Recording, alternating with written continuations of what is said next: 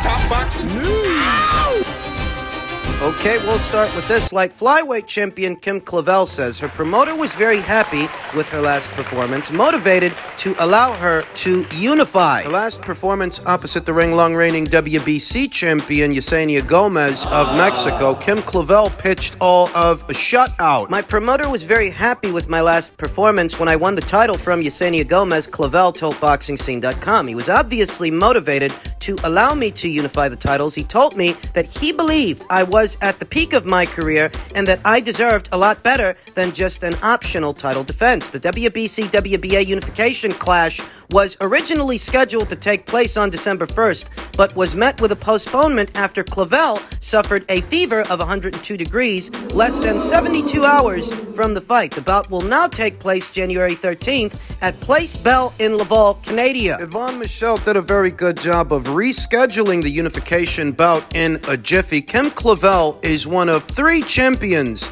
in the women's light flyweight division. There is Mexico's own Jessica Neri Plata, who's in possession of the WBA title, and Costa Rica's own Yokasta Valle, who very recently moved up in weight and unseated, then undefeated Evelyn Bermudez. Yokasta has since made the decision to move back down to minimum weight. In reference to next week's upcoming unification match, Kim said, "We both have brand new belts, not even a scratch," joked Clavel, a 2020 ESPY winner, for courage exhibited on the front line as a nurse during the height of the coronavirus pandemic. The rescheduled fight is the first of at least 4 unification bouts on the schedule for the first quarter of the year, all on the women's side of the sport. Clavel's emergence as a championship player came during what was a time capsule year for women in boxing, with 2023 already off to a promising start. There is Serrano versus Cruz for the undisputed crown at featherweight. Baumgartner versus Mekhaled for the undisputed crown at super featherweight. Lest we forget, Franchon Cruz's upcoming undisputed title defense opposite the ring multi-weight champion Hannah Gabriels of Costa Rica. Things are shaking, rattling, and rolling. In reference to multi-weight champion Yokasta Valle, who saw herself move up to light flyweight in her last fight opposite the ring undefeated unified champion Evelyn Bermudez, Valle has since vacated her junior flyweight titles to return to her IBF WBO strawweight title reign. A decision to remain at a higher weight would have gone a long way towards fully unifying junior flyweight. Clavel is still prepared to carry out that mission, even if it requires an extra step, beginning with her second consecutive reigning titleist. I was really hoping to face her being Yokasta Valle, for the undisputed championship, admitted Clavel. I can't worry about who has the belts. I need to focus on Jessica Neri Plata to become a unified champion. The winner of the fight, whoever it is, whether it's Kim Clavel or Jessica Neri Plata, will have a very credible argument to be integrated into the Ring IQ pound-for-pound list. At number 10, we have Franchon Cruz, the current reigning undisputed super middleweight champion. In the most danger of being bumped off, while it is a monumental accomplishment for Franchon, having become her division's undisputed champion in her last fight, you can't forget that the first 2 belts she won were vacant titles, and she was opposite the ring journeywoman Marisela Cornejo both times for both belts. The only champion she actually won belts from was Aline Cedar-Rose. That was in her last fight. Compared to the winner of this fight, whoever it is, whether it's Jessica Neri Plata or Kim Clavel, they will have, in effect, unseated 2 reigning champions to Franchon Cruz's 1. Kim Clavel pried the WBC title away from Yesenia Gomez, a long-reigning champion, and Jessica Neri Plata pried the WBA title from long-reigning champion of Argentina, Jessica Tuti Bob. So whether Kim beats Jessica or Jessica beats Kim, that will still bring the head count to 2 champions apiece, 2 champions to Franchon Cruz's 1. It's not just unifying the titles, it's who you had to go through in order to get there. The talent pool is a lot deeper in the women's light flyweight division than it is up there at super middleweight. There are that many more fighters and that many more champions to go around. And the winner of this fight may end up bumping off Franchon Cruz from that number 10 spot. set to go down next week Friday, available here in the States by way of ESPN+. Kim Clavel and Jessica Plata. They're going to battle it out, and I anticipate that this may be a somewhat harder fight for Kim Clavel than her last fight was with Yesenia Gomez. I think Jessica Plata is a stronger puncher than Yesenia Gomez was, and a stronger puncher than Kim Clavel is, but she's not as athletic as Kim, not as fast on her feet, she's not as nimble, not as coordinated, and doesn't have Kim's hand speed, but she is a strong puncher. Look for this next week, Friday. Men's super lightweight news. Former unified lightweight champion Teofimo Lopez posted this to his Twitter in reference to reigning WBC champion Regis Prograis, saying, "This motherfucker's calling out my name knowing damn well with his new signing with Probellum." It's not a new signing. Regis Prograis has been signed to Probellum for roughly a year now. He signed to Probellum in January of last year. This isn't new news. He's been a Probellum fighter longer than you've been a super lightweight. Better still, Teofimo Lopez stated, "This motherfucker's calling out my name knowing damn well with his new signing with Probellum, it's quote-unquote linked with MTK's main guy, Daniel Kinahan. So that means anyone that is in cahoots with MTK is blacklisted from the USA and etc. It's up to the WBC to see what's next at this point." Purse bid? To which Regis Prograis responded, "How am I blacklisted from the United States? My last fight was in Los Angeles. Last time I checked, that was part of the United States. If you don't want to fight, just say that instead of making up bullshit." Teofimo's playing the victim here. He's acting like Regis Prograis is the one pursuing him when it was Teofimo Lopez himself who got the ball rolling. Immediately after Regis Prograis knocked out Jose Zapata for the WBC title, it was Teofimo Lopez himself who took it upon himself to comment under Regis Prograis' social media saying he's so slow. Saying, "I can't wait to eat next year." What are now idle threats from the former unified lightweight champion campaigning as a super lightweight. He's the one that started all of this. It's all very juvenile. It's all very JV. You started it. Now you're making excuses for Regis not to finish it. Regis Prograis, who stated, "Please, please, please, let me fight Ryan Garcia or Teofimo Lopez next," as both Ryan Garcia and Teofimo Lopez have been the ones barking up Regis Prograis' tree. Both Ryan and Teofimo stated that Regis Prograis is so slow, Ryan went as far as saying he'd knock him out. I've long maintained that the talent pool at 130 pounds is comprised primarily of teens and tweens with teen and tween-like behavior, and that stuff isn't going to fly at 140 pounds because the guys at 140 pounds are more maturated fighters than the ones at 135. Those are grown men. Next to juvenile stuff. And let's get one thing clear. It's Teofimo Lopez's side of things that has an aversion to making a Prograis fight, not the other way around. It was Bob Arum who stated quite plainly he doesn't want to work with Probellum or any Probellum fighters, due to their tenuous association with suspected crime boss Daniel Kinahan. To date, no official connection has been made between Daniel Kinahan and Probellum, which is helmed by Richard Schaefer. The real reason people suspect Daniel Kinahan has some connection to Probellum is the fact that Probellum signed a lot of fighters that used to be MTK Global fighters, and MTK Global was founded, at least in part, by Daniel Kinahan, but MTK Global has since gone under. It's a defunct managerial outfit. They went out of business. They don't exist anymore. Probellum does, and it just so happens that Probellum signed a lot of fighters that used to be MTK Global fighters, which is where the tenuous connection. That's the connection that people are making, that Probellum is just another dummy company for Daniel Kinahan. Though whether it is or isn't has yet to be established. Currently,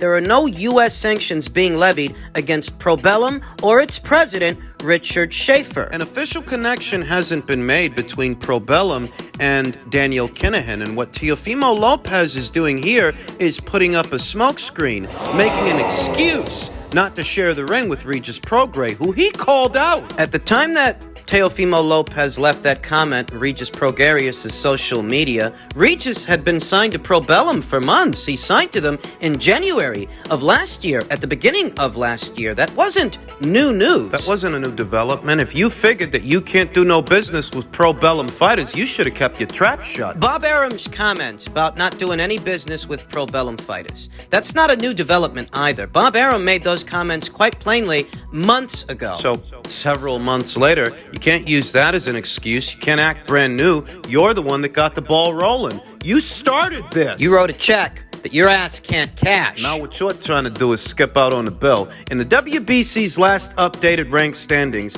Jose Zapata ranked in at number 1 and Regis Prograis ranked in at number 2. Obviously, that's going to change in their next set of ranked standings because Regis beat Jose Zapata. Jose Ramirez was supposed to be the mandatory challenger to Regis Prograis' title, but we know what happened there. The fight fell apart because Jose Ramirez, like Teofimo Lopez, is a top-ranked fighter. And top-ranked, they don't want to do no business with Pro Bellum. On top of the WBC's proposed 65-35 split, we also know that Jose Ramirez, he wasn't happy about that either. Needless to say, Ramirez versus Prograis isn't about to happen. Ramirez versus Comey is. Right behind Jose Ramirez is Teofimo Lopez. Since negotiations fell apart between Regis Prograis and Jose Ramirez, the WBC has since stated that they will allow Regis Prograis a voluntary challenger.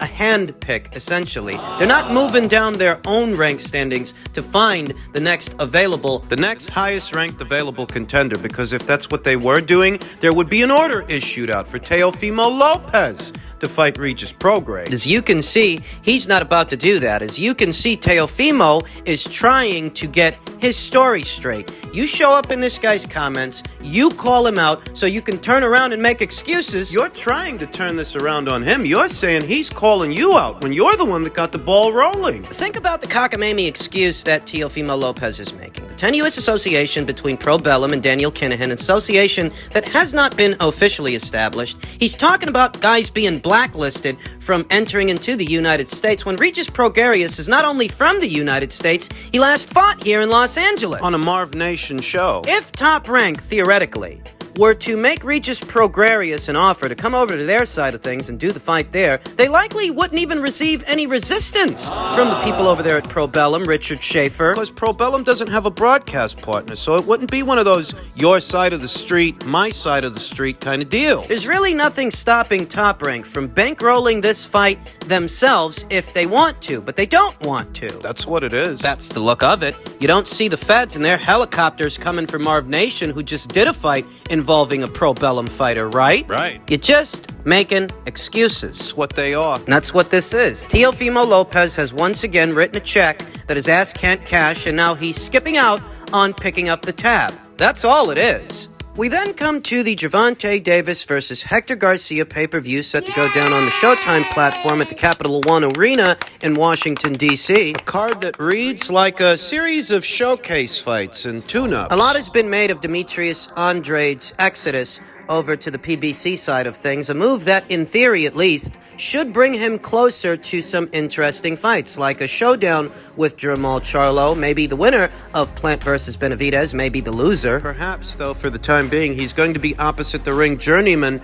Desmond Nicholson, a guy that Edgar Berlanga beat some fights ago, buried on the undercard. Demetrius has gone from headlining his own shows to having his fight placed. I mean, he's not even the chief support. He's not even the co-main event to the main event. He's behind two prospects, two unbeaten up-and-comers that have never been champions before. So what does that tell you? Unbeaten up-and-comers in the welterweight division, Rashidi Ellis and Jaron Boots Ennis are going to be participating in showcase fights of their own, though ideally for a box office fight, for a pay-per-view, one would have thought that the matchmakers would have put them in there against each other. Unbeaten fighter versus unbeaten fighter, a battle of the unbeatens in order to create separation. In order to make an omelet, you got to crack a couple of eggs. You can't protect all your fighters. Not if you want to create a star. A lot is made of Philadelphia's own Jaron Boots Ennis and what he's capable of, though at close to 30 fights. At close to 30 fights, you would have thought he would have something to show for it. Speedy Rashidi Ellis is supposed to be fighting Royman Villa,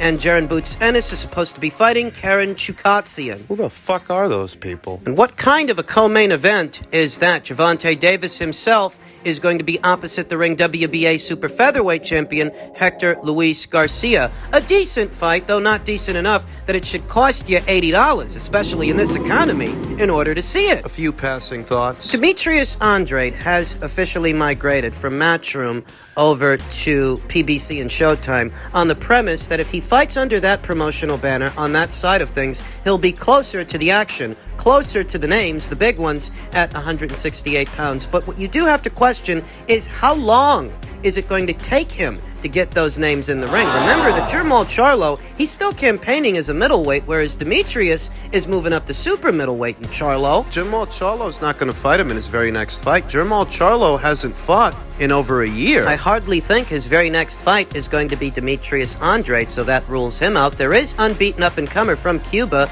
David Morrell, but David Morrell for Demetrius is a high-risk, low-reward guy. If Demetrius beats Desmond the way everybody's expecting him to, I hardly think Demetrius is going to fight David Morrell next. That leaves the winner, or the loser, of what's supposed to be the upcoming David Benavidez versus Caleb Plant fight, a fight that has not yet been officially announced. We don't officially know when it's going down, but it's supposed to be going down at some point this year. Maybe Demetrius gets the winner, maybe he gets the loser. But whoever he gets, when is he going to get them? Are we going to see Demetrius Andrade box more than once this year? Because the PBC and their fighters have become synonymous with sparse schedules of activity. If Demetrius beats Desmond the way everyone is expecting him to beat Desmond, by way of a decision or a knockout, how long will it take the PBC to get him back out there? And when they get him back out there, who's he going to be in there with? Jaron Boots Ennis is inching closer to an IBF title shot, though I hardly think that shot is going to come against current reigning champion